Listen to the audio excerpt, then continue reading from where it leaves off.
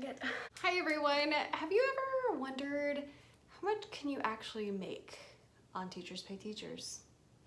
I have often wondered that before I started and when I started, and even still now that I am, oh gosh, how long have I been doing this?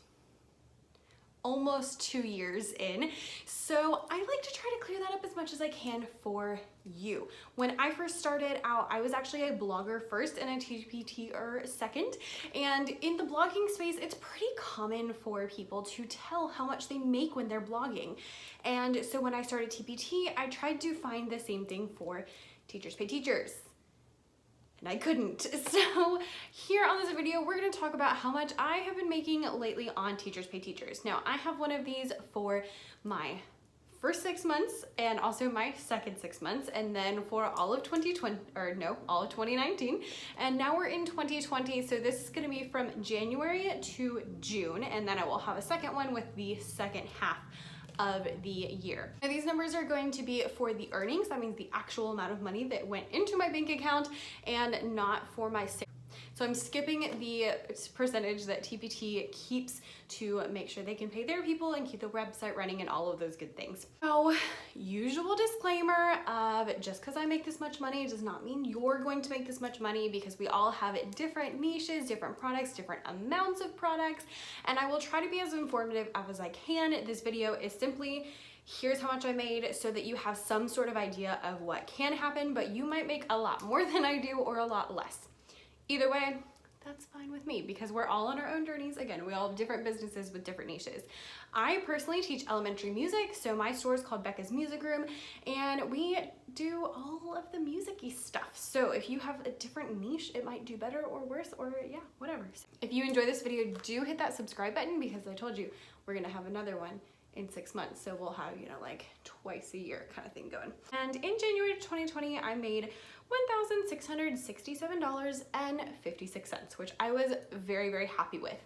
And at this point, my goal was to hit $2,000, which I wanted to hit in February, and I didn't quite make it there, but I got pretty close. In February, we made $1,733.69.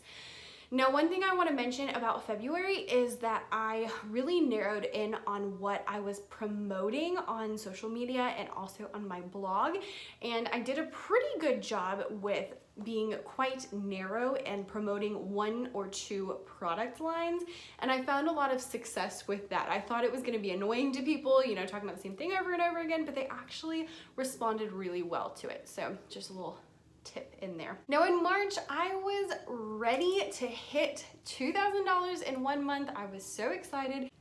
And then distance learning happened.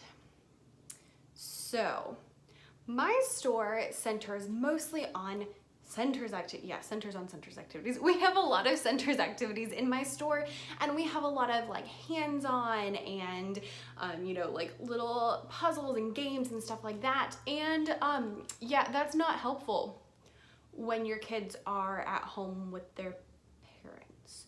So I went from hitting like somewhere between $50 to $100 a day, like pretty good, to having like crickets. It would be like no dollars, or like $2 or like $4, and I was like, oh my gosh, what am I going to do? And then, you know, like that on top of me trying to deal with distance learning, I was like, I'm gonna die. It's just gonna happen. So I did manage to turn my shop around. I actually have a whole video all about how I turned my shop around. It took some time, but I managed to scrape out $962.80 for March, which I thought was really, really good, because it was almost 1,000, you know, it was like that 900, so I was like, it's close to 1,000, so I'll take it. It's pretty close, and that just made me feel a lot better, because I was really stressing for a few days there, not gonna lie. So then in April, I really focused on making more distance learning activities, so lots of videos, lots of digital stuff that I was making for my kids as well. And so April did a little bit better, $1,155.52. So obviously not anywhere close to that 2,000 mark we're trying to hit, but it's okay. I'm pretty happy with that number because again, just it was crazy.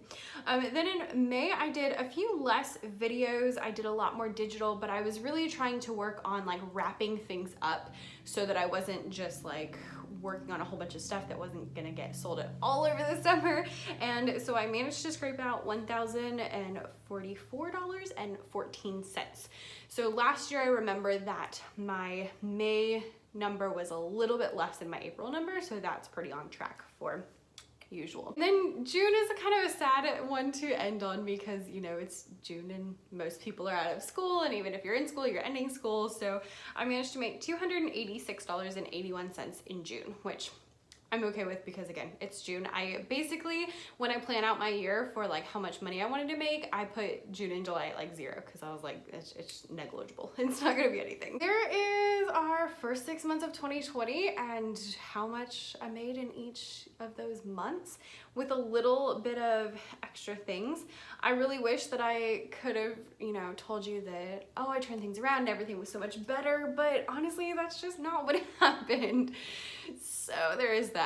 I do want to mention that I do not take all of this home. So just because I made, you know, $1,700 one month, I did not have like $1,700 in my bank account to go spend at Target.